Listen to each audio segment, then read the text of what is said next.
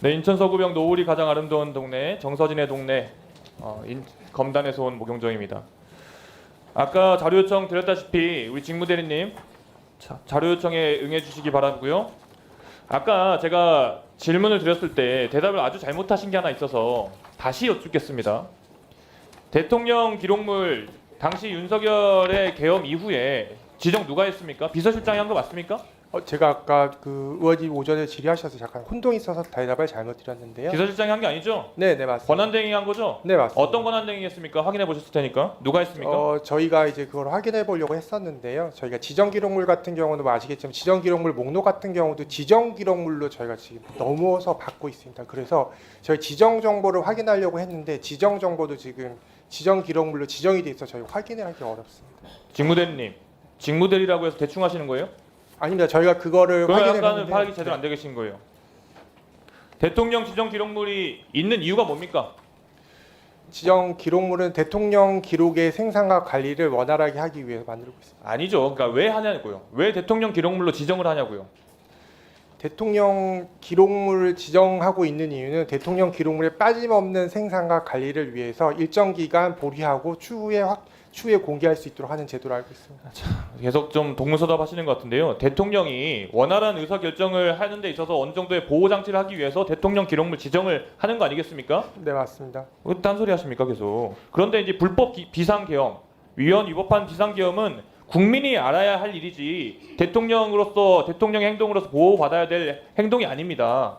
그렇기 때문에 이에 대해서 동의를 하셔야 된다고 생각하고 더 묻지 않겠습니다. 들어가십시오.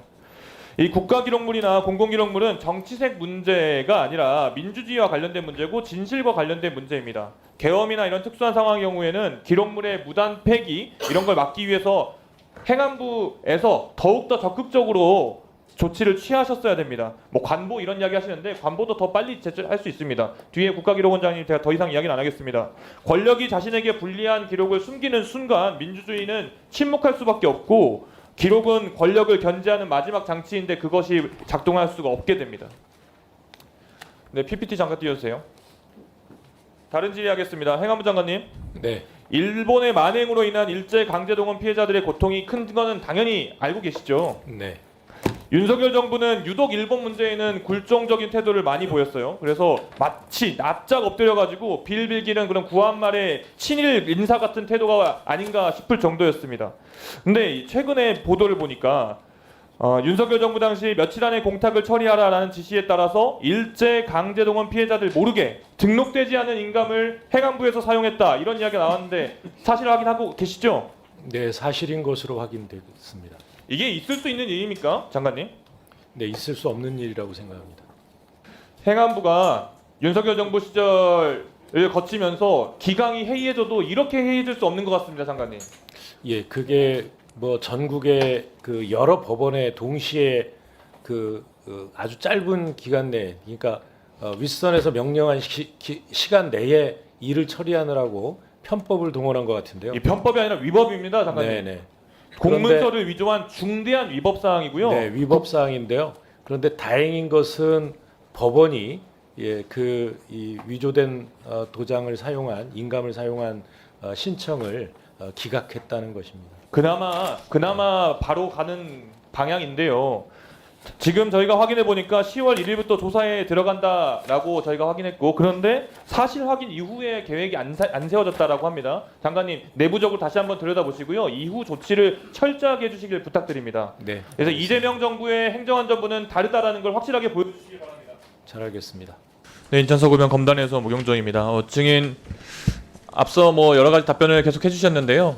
제가 드리는 질문은 좀 다른 결이니까 잘 기억해서 답변해 주시면 감사하겠습니다.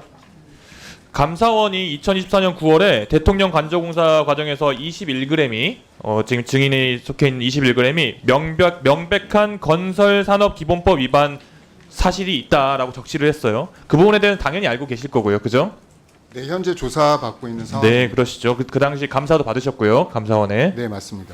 21g은 감사원 감사 이후에도 그때 받았던 감사 이후에도 정부나 공공기관을 대상으로 공사 입찰에 참여한 사실이 있죠. 예. 뭐 여러 군데 참여를 한 걸로 저희가 알고 있습니다. 해당 사업의 그때 이제 그 이후에 해당 사업의 입찰 과정에서 제출한 건설공사 실적 확인서가 있었을 텐데 여기에 이 업체 연간 실적에 이 대통령 관저공사를 실적을 포함을 시켰나요?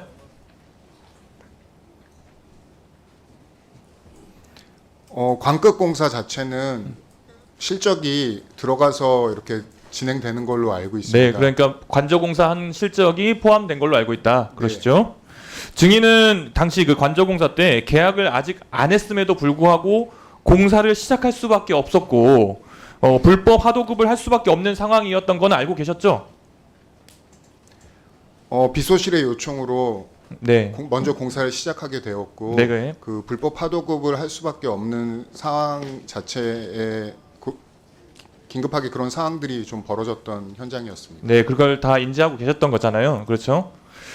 그럼에도 불구하고 해당 공사에 무리하게 참여한 이유는 방금 말씀하신 것처럼 비서실의 요청이었기 때문에 그랬다. 이 말씀이신 건가요? 공사에 무리하게 참여했던 것보다는 저희가 할 수 있는 공사라고 생각해서 참여하게 됐습니다. 네, 일단 여기까지 하겠습니다.